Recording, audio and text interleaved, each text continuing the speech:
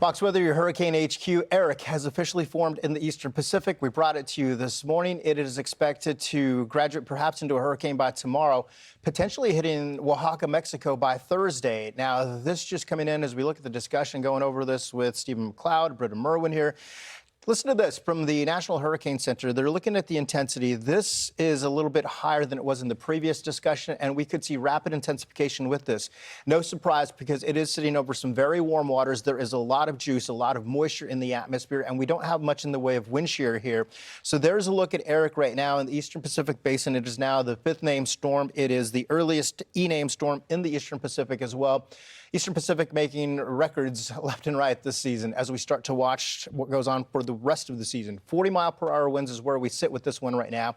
We already have some watches and tropical storm watches and hurricane watches in place. The hurricane watch, you can notice, goes all the way over the southern portion of Mexico, and the tropical storm watch goes all the way over a portion of southern Mexico as well. This one, Britta, we watched because it's interesting. Just last week, you were the first one to point out you were so interested in this because of where it was situated. A lot of heat to work with in the waters there. And too much time exposed to that heat. Exactly. It's much farther south than what we saw with Cosme, Alvin, Barbara, and Delilah. And we have a huge chunk of territory here of hot water for this thing to feed off of. So no shocker that the NHC is highlighting that potential for rapid intensification. Again, intensity with a hurricane can be hard to nail down, but with all the evidence markers at place, this definitely has the potential of blowing up. And unfortunately, this is a storm that is going to impact Mexico. We've had multiple storms in the East Pac this year that have done nothing but create large surf. This could be our first landfall, and it could be a landfall of a powerful magnitude. Well, look at the cone, and a reminder, it's just where the center of the storm may go. It's just, it doesn't talk about all of the impacts, storm surge, rainfall, and Acapulco is within that. They had rapid intensification just a couple of years ago in October with the storm there. So they're hit hard. Still not past Otis. Not exactly, Otis. And this is a high terrain. We could easily see up to 12 inches of rain for this part of the world and be dealing with flash flooding and also some mudslides, landslides. It's a storm we want to watch closely in the days ahead. Now, we have a lot to get through when it comes to Tropical Storm Erick, but at the tail end of this, we could see some impacts for the U.S.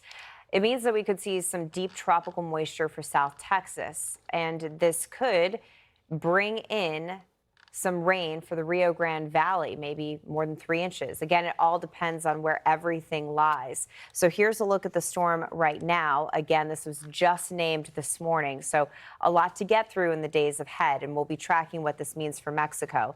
Looking at the low-level spin with Erick and where our computer models push this storm, this particular computer model looking at a direct landfall in Mexico, meaning that the circulation would really be disrupted. We're talking about high terrain, a lot of mountains in that country, but the moisture left over from that would move into North Mexico and eventually into Texas.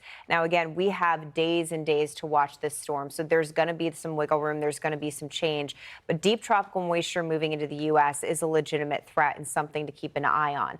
Sometimes it can also be a benefit. If you can get just enough and not too much, then you can help with drought conditions, which in the state of Texas, we still have some drought.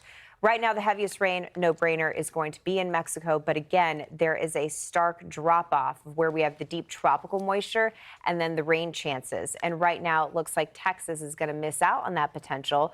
But we're 5-6 days out. So there is a very high potential that this could be wiggling as we go into this upcoming weekend. If we work into these deep yellows and oranges, that's 3, 5, even 6, 7 inches of rain that is just off of the border. So we'll watch it closely.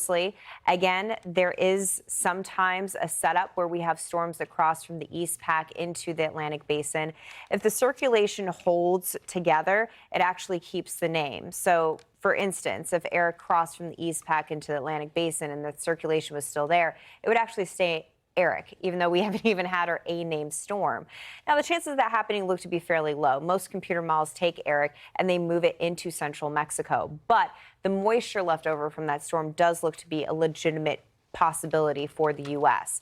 Here's just another example of naming culture, because this is something that we could run into over the next 4 weeks with so much action in the Eastern Pacific. An example would be Agatha. Agatha crossed from the Pacific into the Bay of Campeche, the Atlantic Basin. The circulation was still there, so it stayed Agatha. But as it fell apart in the Bay of Campeche, moved across over farther by the Bahamas, it reformed.